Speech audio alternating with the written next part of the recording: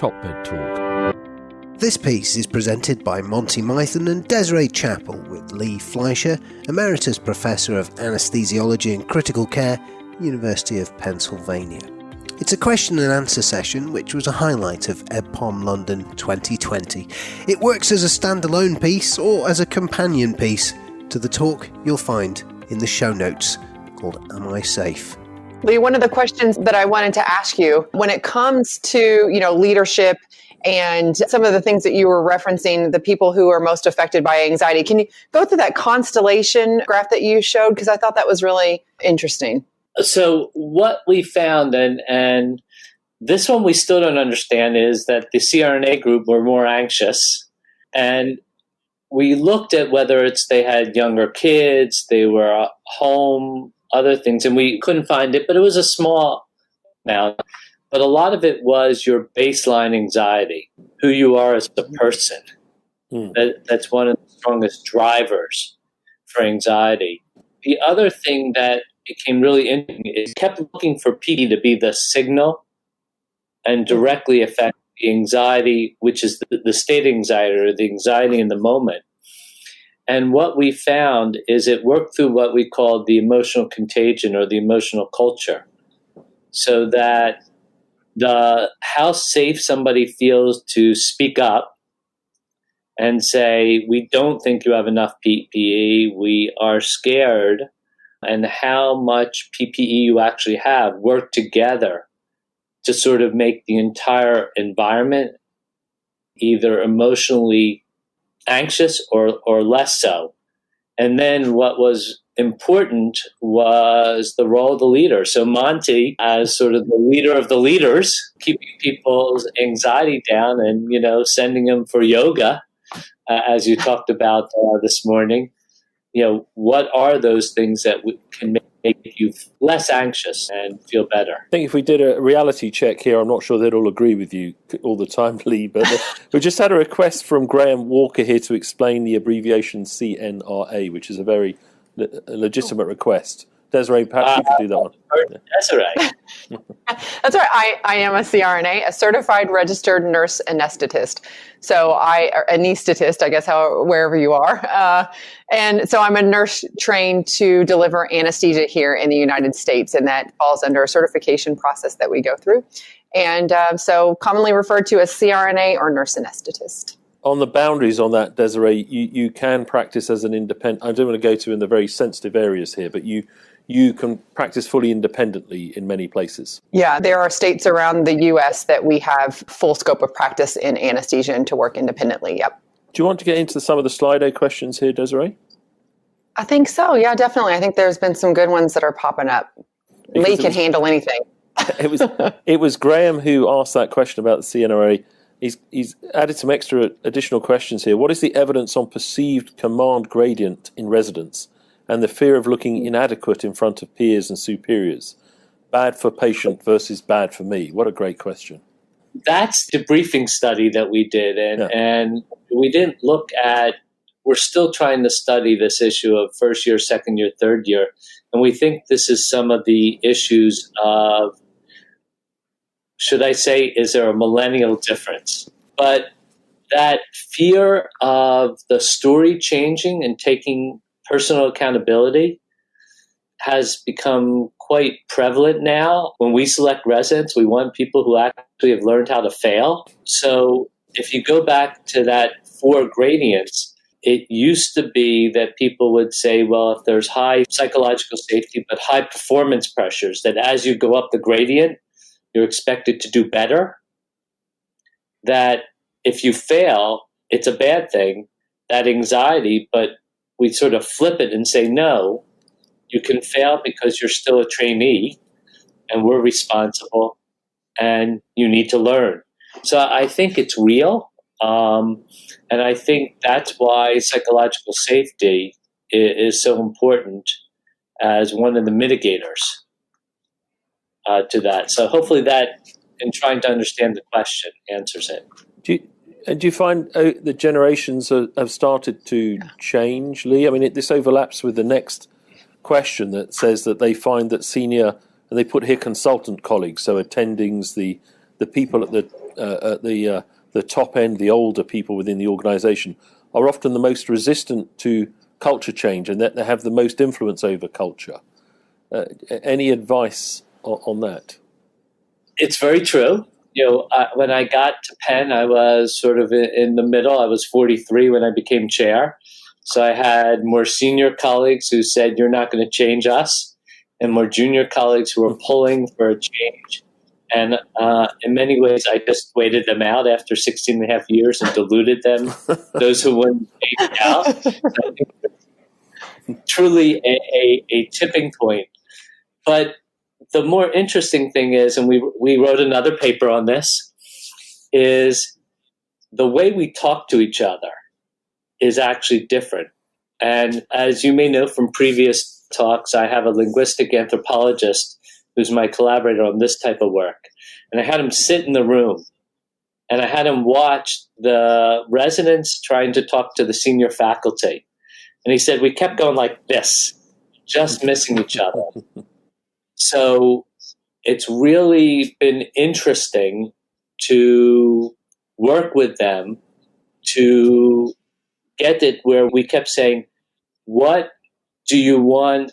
What are you trying to say? What are you trying to say? Until we actually talk. And then our goals were more aligned than you think.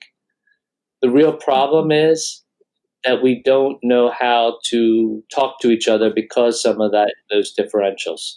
Desiree, I'm sorry, I'm asking you questions now. You've been a change agent, and in some of the examples you shared with us in the past about leading or helping to lead some of the enhanced recovery programs in your neck of the woods, I noticed one of the examples you showed early on was one of the most senior attendings, surgical attendings, who looked like the least likely person to adopt dramatic change. I'm going to be judgmental here and suggest he was closer to the end of his career, and yet he was up for it. What defines those people in your experience? Yeah, really interesting, because even our medical director, Pat Shanahan at the time, who was, ending kind of towards the end of his career, same thing. I mean, they'd been doing it for a very long time. And you're referring to Dr. John David Walker, who was our general surgeon of 35 years, had done it the same way every day for those 35 years until we came along with our enhanced recovery program. And, there's a lot of different factors that come into that. And I've always enjoyed, Lee, listening to some of the things that you talk about. And those are all ideas that we use to try and get people on board. And with Dr. Walker, especially making sure that we were on the same page, that we were all working towards the same goal, and that we weren't trying to, butt heads against anything, that we were all moving for the same, improving patient quality outcomes. And then, just figuring out what works for that person. And that's what we did for Dr. Walker, saying, you don't have to change your technique. We got you on the front end and the back end of how we care for patients. We'll help you out. And that's kind of how we changed his mind. And it worked really well. And once he started doing it, once our senior leadership started to play a major role in the enhanced recovery program, it got others to come along. Even those who may not have wanted to come easily, they were feeling that bit of a competitive edge, I think. So I always say you have to appeal to what matters to the person that you're talking about. And that was one of them, competition, but as well as, improving patient outcomes. So Desiree, you actually did something interesting. You went like this. And we always say that if you have a wall and you punch against it, you're going to push through somebody else. If somebody puts their hands up like this, there's no way you can push through it. You got to actually have them release their hands. So we always say that you have to, and that's what you did, which was fascinating, and it was fascinating to watch your hand gestures. You essentially had the surgeon, Dr. Walker, release his opposing forces rather than you just trying harder to push with your forward forces. So I love it. One of the things too, I remember hearing from Ramani Munasinger about your adoption curve, and you're always going to have those laggards. And you mentioned those people in your department, Lee. We just kind of said, you know what, you guys do your own thing. We're forging ahead. And you just have to, again, figure out who you're talking to. And you never want to go against a wall, because like you said, Lee, it just doesn't work. So some of the insights gained from that. So I'm going to suggest, because we've got 22 questions backing up, I'm going to start rattling through them. Is it time to move away from never event focused to always events? Does that resonate with you, Lee? 100%. There's this great book called Still Not Safe. And it really says that a lot of the analysis has hurt us. So I'm a big believer in that idea of safety too. I think that's what works. We work in a very overtly competitive profession from high school to retirement. We see ourselves as better and more invincible than others in career progression. And I'm going to take that for all of us clinicians, if you see what I mean. Is that one of our problems? It's a problem, but it's what actually drives us to do better. So I think, if it's focused on the patient, then it's a good thing. We violate general cultural taboos, particularly the surgeons. So we've got to have strange personalities, particularly the surgeons, no offense, to do something that most people can't. And that does have an effect. So if it's channeled correctly, great. And that's what I think, to be honest, the younger generation gets better than we do. I think we all, especially in anesthesia and in intensive care, we are the people, we're very driven. And I think most of the time it all comes from a very good place. And I think that if it turns negative, that, a lot of times I think going back to this, am I safe? It's the burnout. It's, cultural anxiety and stress that we're feeling. And I've known some amazing providers over the years who most of the time are great and they are very driven, but, we all can be pushed to the limit sometime. And I think that we're feeling all of that anxiety and feeling that pressure more and more, especially through COVID. Would you agree, Lee? 100%. Performance pressure. Why isn't the patient asleep yet? We are catchers. We're the unsung heroes, except during COVID, which was really interesting that so many people covered anesthetists and anesthesiologists worldwide. So that was exciting. But, one of the things that I watched, and I do it here all the time, is talking to people. If I see their anxiety going up, and I did this, I really was very lucky that I had this consulting firm, Vector, who they were willing to talk to my people as part of their gift to the frontline providers and talk them down because they needed that. So I think it's absolutely true. The one thing that I do want to just say is everyone thinks I bought 2 Peloton bikes for the 7th floor above my office so that people could use that. It's not about exercise. That's about keeping your body healthy. It's actually about finding the joy in work. Mm-hmm. So I think the real problem we have today is that we think medicine is a business and we've lost that joy. So part of our goals as leaders in EBPOM, I think very much shows how we can bring joy to work by changing what we're doing. And you get much less burnout. And if you exercise, you're healthier. It's 2 different things. We let people use their bicycles around home, Lee, but we'll work on the idea that they should do everything at work as we go forward. We'll get there eventually. So excellent talk from Claire Cruikshanks. Culture is so important. The message of anxiety as contagion is really important. Reminds me of controlling the fear instinct, in parentheses, factfulness. It was an interesting thing because you guys know me well. And, when I'm in the office, I'll take off my shoes. I'll walk down the hall. I try to be a little lighter, although I know I'm still pretty serious. But I was told that I took this command and control was during the height of this, I was very command and control. And that's what they needed in a leader. Not somebody who would go down the hall and say, be more relaxed, because they could see no fear in me. And it was, we're debriefing on that with our executive coaching team. But it's interesting that fear was my greatest fear because people were really scared. I mean, the front pages that I showed, big deals. But in the factfulness, as part of the controlling fear is also the honesty of it. I mean, there's no doubt that the providers that we put into the front lines, or anyone in hospital, in fact, is at greater risk of acquiring COVID-19. And if you have multiple comorbidities, you're older, etc., etc., the chances of catching it and dying from it are greater.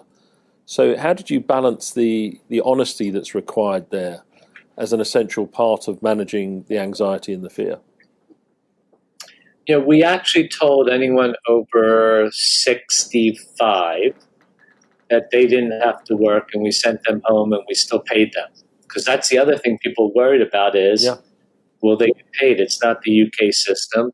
So money is on everyone's mind. There were a lot of furloughs. My CRNA colleagues were unbelievable in that they took a lot of vacation and they were willing to work as respiratory therapists to try to keep the financial health as for them and for us. But the interesting question is the health system, when we didn't have a lot of PPE, started saying, well, you can reuse it. And it's like, don't say we can reuse it because it's safe to reuse it. Let's be honest. If we use it all up, we won't have someone we really need it. And if it was a COVID positive patient, we have to throw it out. So I think the hard part was there were some people trying to obfuscate and really not tell us why we were reusing PPE. I don't know if in your sites, Desiree, that was happening. And I just said, look, it's not here yet. We're still trying to get more. So that's the rationale. And I think that was appreciated. The other thing is saying we are at higher risk. So all I can do is protect you. And what about that from your perspective, Desiree? Because you would have been through all of this and thinking about the kids and thinking about mum and dad and that sort of thing. Yeah, I think honestly, the biggest stressor for me, and I was very fortunate that, fortunate in a way, but I was furloughed as well because I'm working as a locum, so not a contracted employee. But that being said, there was a lot of anxiety around exactly what Lee said. That when people were trying to say, "Oh, well, reuse your PPE," and it's fine. Well, it's not fine. Let's get to the truth and the facts. And I think that to me, what created the most anxiety was that people were not dealing with the facts. They were just trying to, like you said, obfuscate and, work around all of them. And so when it was, dealing with money crisis, dealing with whatever it was that was coming to us through COVID, it's like, just tell me the truth. And I've always operated in that in my practice and any kind of leadership position that I've had. It's all about telling the truth and working around it together and finding ways to bring people in and make them part of the solution, not part of the problem, and not, falsifying or trying to work around. So that was my experience. And being anesthesiologist and anesthetist, I wasn't in the OR because I thought I was more valuable as a leader, but I was in every day at 5:50 a.m., and I stayed till about 3 until I started, collapsing maybe. And if I needed to, I was here longer. But presence, as opposed to all this virtual presence, makes a difference for people who are clinical. Monty, you had that experience. I mean, I feel like that was part of what you did after you got over COVID yourself. Yeah, I mean, I volunteered to go back onto the rota. So they put me back on the rota. I then got COVID-19 at home and got pretty sick with it. But then when I got better, I volunteered to go into these cancer surgery ICUs just every day for a month or so. And people say, well, what are you going in for? I'm just going in because you pop your head around the corner, you say hi to everyone, you say, is everything all right? And almost every day there was some anxiety to talk through. Should we do this? Should we do that? Etc. So I think that leadership comes in very many different guises. And as you say, Lee, it doesn't necessarily come from getting into the operating room and doing one-on-one marking of a patient. You've got to be able to cover the whole pitch sometimes. I'm going to switch another question here. Will we ever have a no-blame culture when there is a litigation culture? There is no learning without a safe place to talk. I see exactly what they're getting at here. How do you? I do, and the rules are really difficult in the U.S. In fact, we just found out that half the meetings that in Pennsylvania, because it's all state-based, that we do are not protected. And in the virtual meetings, if we hit the record button, we are no longer protected. So where are we going to be in the same room where we can talk openly and honestly and get to that learning? So I hope we get there, but I'm not convinced. Yeah. But let's strive for it. So the COVID effect is that our department has never been so cohesive with a unified goal and seeing the need for psychological safety. How do we preserve this? I think really reflect on that, is that the clinicians collectively really got together and said, let's just do our very best, and then recognized psychological potential weakness in people and the risk of burnout. How do we keep that? It was my greatest fear was we were going to resurge and we would be doing Saturday schedules and nobody would get a break to recharge and talk together. So the answer is, I don't know. I mean, and I stepped down, the end of the crisis, I was supposed to be their chair for another year. So I'm hoping that the department stays cohesive, and I'm sure it will. I think that we have to continue to instill a sense of pride of what we did.